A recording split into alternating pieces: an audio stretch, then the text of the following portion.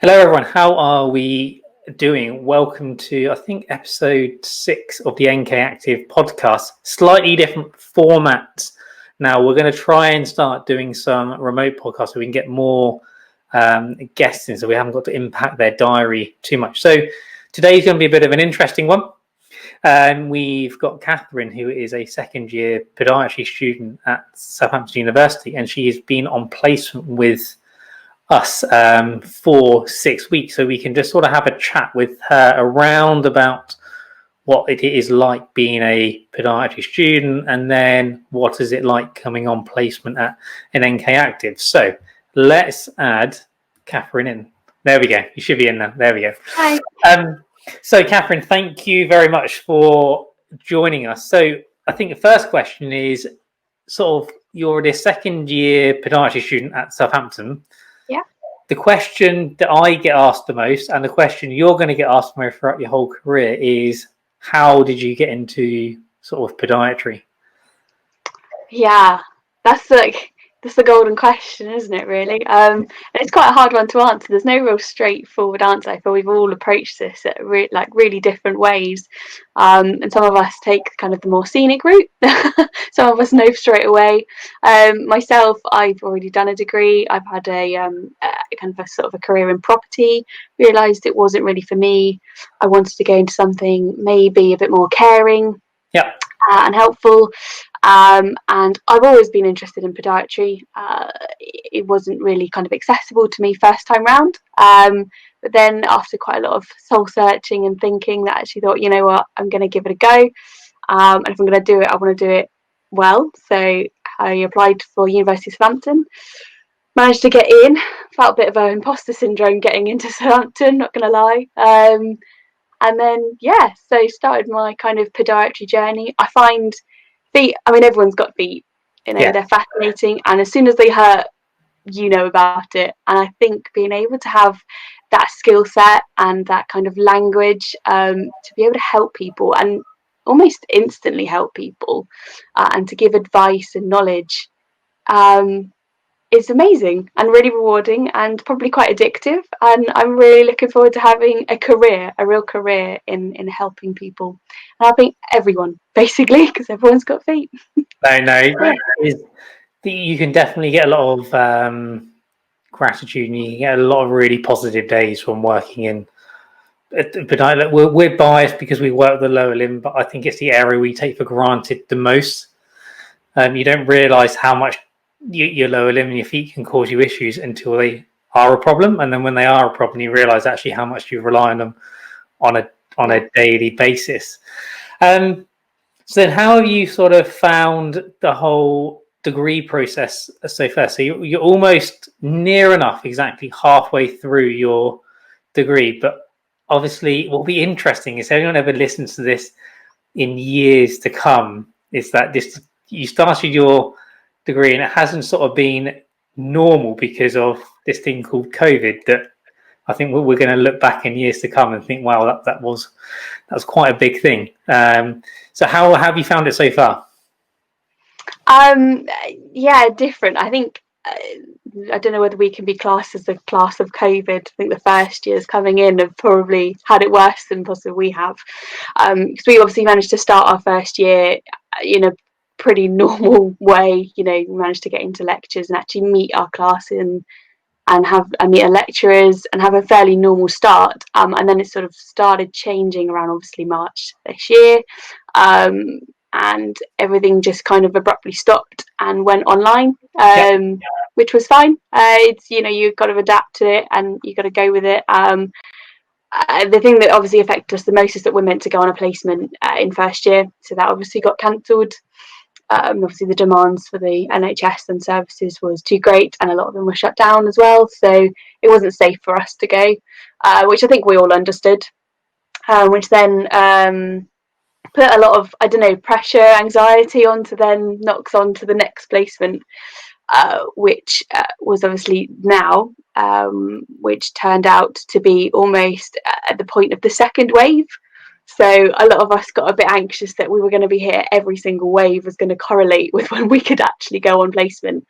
So our learning had been very, I think like two-dimensional is probably the right way of saying it. We're very much textbook lecturers, and it's only when you go on placement that you get that three-dimensional, even four-dimensional kind of view on things that you really kind of cement your learning. So yeah, we were really keen to go on placement, and we're really grateful that actually during the second wave, there's a lot of people that have worked really hard behind closed doors I don't think we even know about to get us on placement. So yeah, it's been different. We've done a lot of online learning, and a lot of adapting, but I don't feel we've been that affected compared to maybe some of the other years, mainly because we managed to get onto this placement. So yeah, we're really grateful for that. No, that has been different, because with the podiatry degree, I think it is 1,000 hours of clinical placement stuff that you guys do throughout the 3 years in the UK, and obviously Scotland, I think it's a 4-year degree. So it's actually that there is a lot of placement time you need to get in, and I completely agree with the placement. Is you can learn all the theory at uni, but it's placement that really then helps cement that learning into actually what happens in real life. What actually, when you step away from the textbooks and the lectures, how does that actually translate into seeing physical people who have lower limb problems?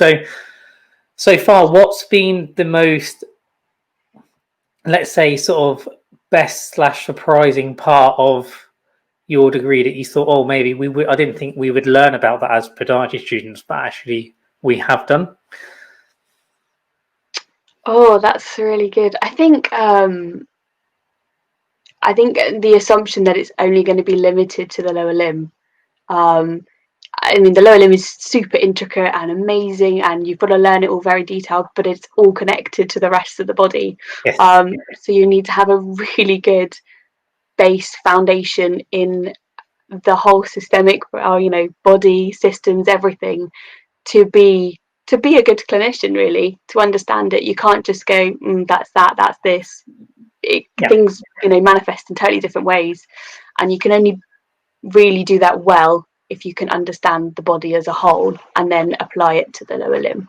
So yeah, because there are certain conditions and pathologies that may present with issues within the lower limb, but it's a more systemic problem. If you take, psoriatic arthritis, for example, can affect the toes, and you can start seeing signs of it within the feet, but that's not a condition that is just limited to the foot. That's a systemic condition that affects the whole body. Diabetes is another one, the classic one, as it were. And I think that there is a lot of surprise actually when people go through that training, that actually how much stuff you need to just get a baseline knowledge of actual normal human bodily function as it were, and have a base understanding of the nervous system, the cardiac system, because they all have the ability to affect the foot and the lower limb.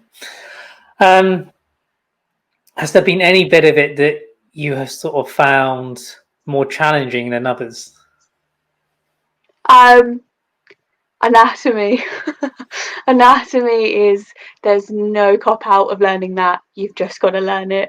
And then there's learning it kind of textbook, and then there's learning it in functional terms, and they differ.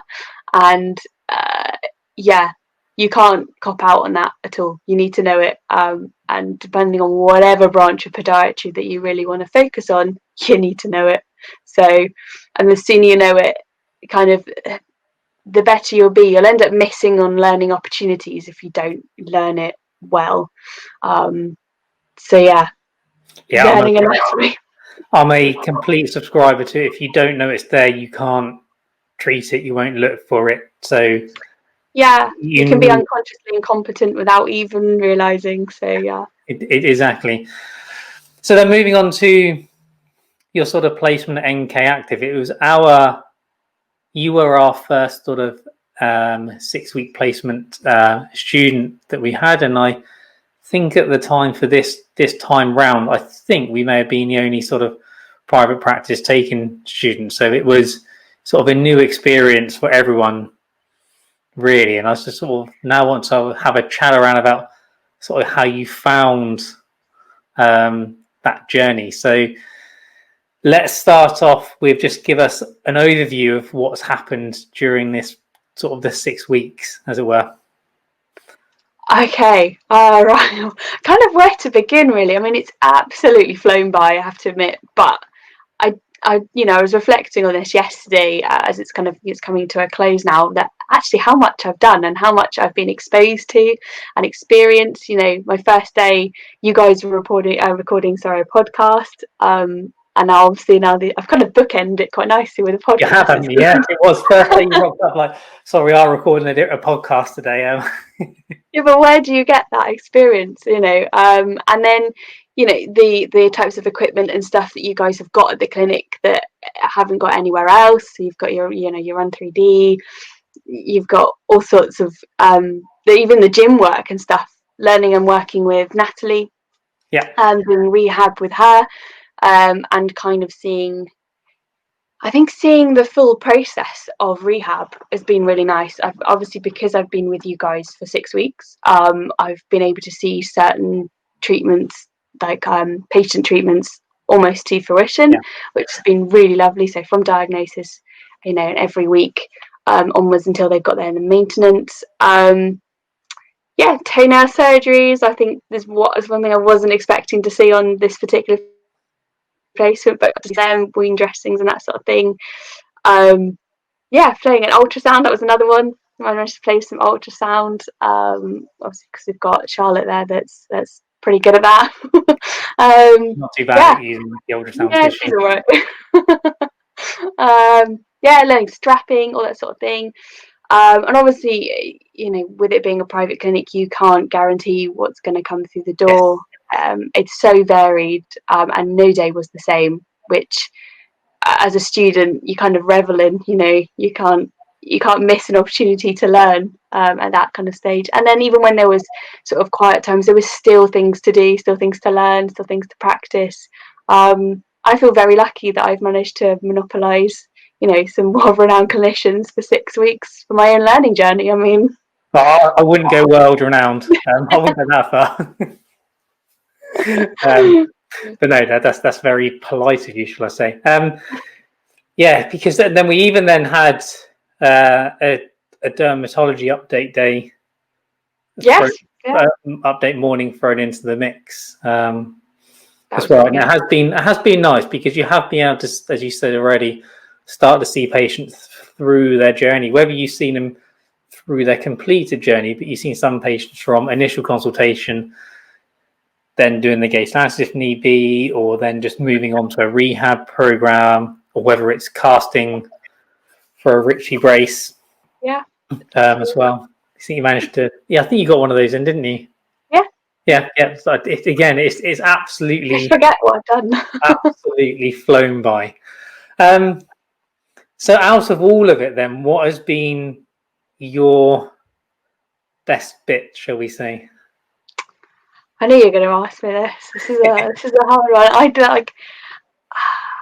It's hard to pinpoint one thing in particular. I think that I've been in this really unique position that I can sit and just be that learning sponge and listen to points of view and kind of bank them and learn what I've heard and then take it on to the next place and then add to that.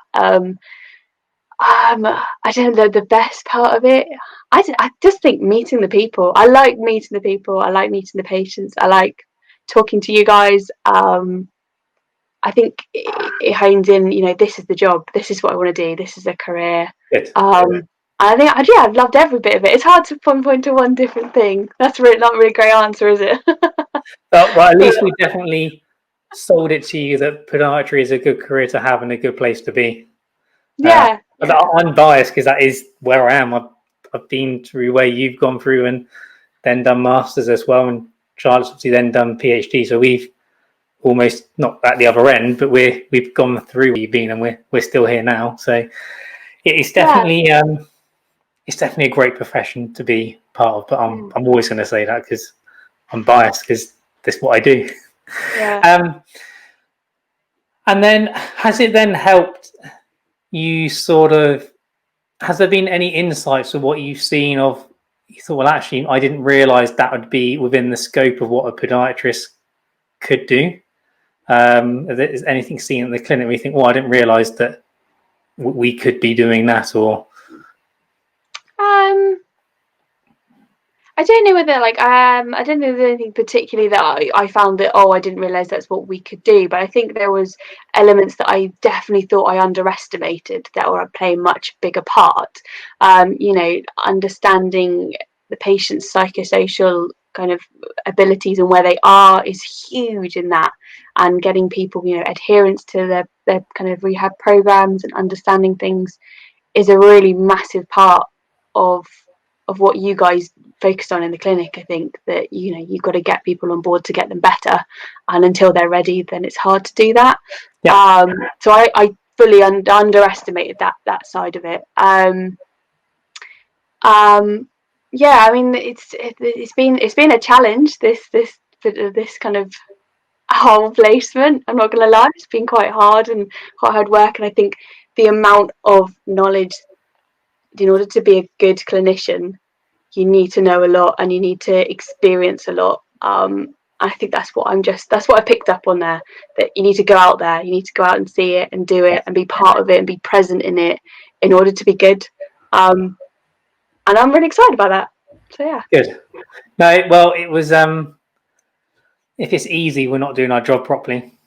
The aim is we've got to push you. We've got to help further that knowledge of yours and keep showing you actually this is what happens in the real world. And you'll go off and you'll do different placements in maybe other private clinics or NHS settings, and you'll get different flavors of how people do different things. But then you can just help all get that exposure to doing what you need to do to get through the degree, and then obviously then have a really successful podiatry career afterwards. So sort of bringing it into a bit of a close, as it were, it has been really lovely having you on placement and sort of seeing the new blood of podiatry, as it were, coming through. So we still want to continue having students on placement, and if you were to give sort of 3 tips to any other students that may be on placement to help them get the most out of their time with us, what would it be?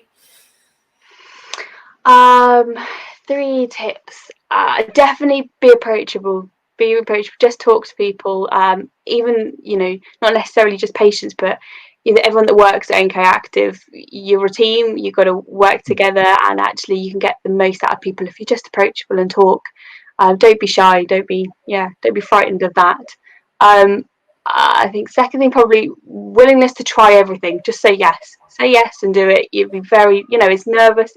There's a lot of anxiety with it. It's a lot of firsts. There's a lot of fear of not doing it right. But just take every opportunity, because you're only there for a finite time, and you're lucky to get these sort of placements. So take every opportunity. Don't waste it, sort of thing. And the third one is know your anatomy. Learn it before you have a really good go. Have that foundation. Put some work in. Otherwise, if you don't, you will just end up missing on learning opportunities. Otherwise, it will be hard for sure, but you'll end up missing out. And as I said, you're not there for years and years and years. You're there for 6 weeks, and you've got to make it count. I think they're the 3 things I would say. Be approachable, take every opportunity, and learn your anatomy. Anatomy is so important. So important. Yeah, as I already said earlier. So I think thank you very much for taking the time to have a chat, just to sort of explain your journey so far. And we just want to say a massive thank you for being such a wonderful student on placement, and do keep in touch.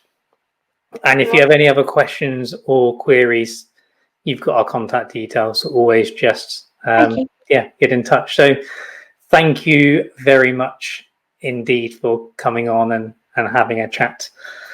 So next month we will be doing another podcast. Just if you've got any questions or comments about what you want, just drop any comments below. Don't forget to subscribe to the podcast and then also our YouTube channel. But yeah, pop your questions below and we shall see you next month. Bye.